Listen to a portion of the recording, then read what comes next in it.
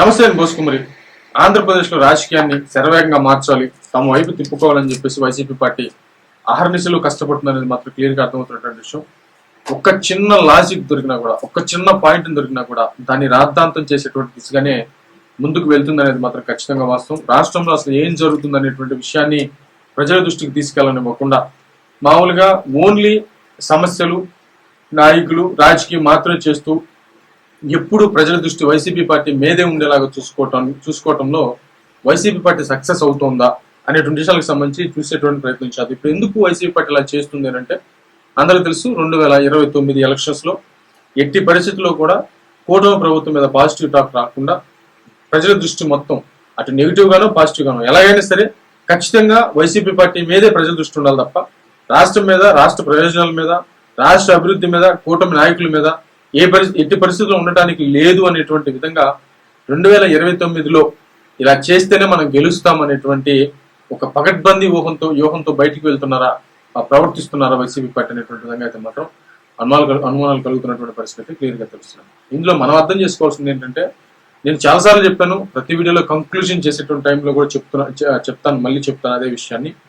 ఇక్కడ మనం అర్థం చేసుకోవాల్సింది ఏంటంటే, వైసీపీ పార్టీ చిన్న విషయాన్ని కూడా పట్టించుకొని రాద్ధాంతం చేస్తుందని చెప్పడానికి, ఇప్పుడు లోకేష్ గారు కొలంబో వెళ్ళారు కదా క్రికెట్ చూడడానికి, అది చాలా చిన్న విషయం వాస్తవంగా మాట్లాడితే. తను ఒక్కడే వెళ్ళలేదు, తన ఫ్యామిలీతో కలిసి వెళ్ళాడు. వెళ్ళి క్రికెట్ చూసారు, ఎంజాయ్ చేసి వచ్చేసారు, అయిపోయింది, క్లోజ్. మళ్ళీ తర్వాత మరుసటి రోజుకి ఆంధ్రప్రదేశ్లో మరి తన పనుల్లో తను దిగడు, వెళ్ళిపోయాడు, అంత ఓకే.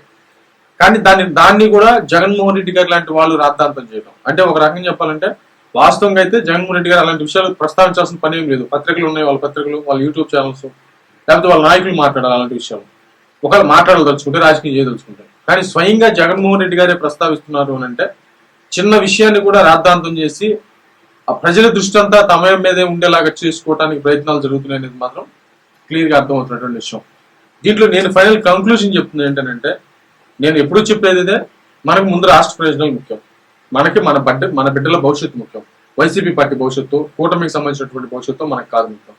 మనకు కావాల్సింది మన బిడ్డల భవిష్యత్తు, మన భవిష్యత్తు, మన బిడ్డల భవిష్యత్తు. ఇప్పుడు మన బిడ్డలు మంచి చదువు కావాలి, వాళ్ళకి అంటే మంచి స్కూల్స్ కావాలి, వాళ్ళకి మంచి హాస్పిటల్స్ కావాలి, ఆరోగ్యంగా ఉండి చూపించుకోవాలి. మనం హైదరాబాద్, బెంగళూరు అటు పరిగెత్తడానికి లేదు కదా. ఇప్పుడు ఆంధ్రప్రదేశ్ లో ఏదైనా మంచి ప్రాబ్లం వస్తే ఎవరికన్నా గట్టిగా వేరే రాష్ట్రానికి వెళ్ళాల్సిందే కానీ, ఇంకా అంతకంటే ఎక్కువ ప్రాబ్లం వస్తే ఇంక వేరే దగ్గరికి వెళ్ళాల్సిందే కానీ, ఆంధ్రప్రదేశ్ లో అలాంటి మంచి ట్రీట్మెంట్ ఎక్కడన్నా చూడగలుగుతారా? నేను ఇలా చెప్పుకుంటూ పోతే చాలా ప్రాబ్లమ్స్ ఉన్నాయి. కాబట్టి మనకు రాజధాని కావాలి, అభివృద్ధి కావాలి, రాబోయేటువంటి తరాలకి మన భవిష్యత్తు అంటే మన పిల్లలకి మనం ఒక భవిష్యత్తు అందించాలి. వాళ్ళు చదువుకొని రెడీ అయ్యేటువంటి సమయానికి ఆంధ్రప్రదేశ్ ని మంచి ఒక స్ట్రక్చర్ గా ఏర్పాటు చేసుకోవాలి. అదంతా తల్లిదండ్రులైన మన మీదే ఉంది. దానికి ఏంటంటే రాష్ట్రం యొక్క ప్రయోజనాలే, రాష్ట్రం యొక్క అభివృద్ధి మనకు ముఖ్యం, రాజకీయాలు కాదు. మరి వైసీపీ ఎందుకు ఇలా చేస్తుంది అంటే, తన స్వార్థం తను 2029లో ఖచ్చితంగా గెలవాలి అనేటువంటి ఒకే ఒక్క విధానం. ఇదందరికీ తెలుసు, ఏ రాజకీయ పార్టీ అనేది చేసేది. ఇప్పుడు ఆంధ్రప్రదేశ్ ఉన్నటువంటి పరిస్థితుల్లో ఆంధ్రప్రదేశ్ భవిష్యత్తే మనకు ముఖ్యం అనేది నా అభిప్రాయం. మరే విధంగా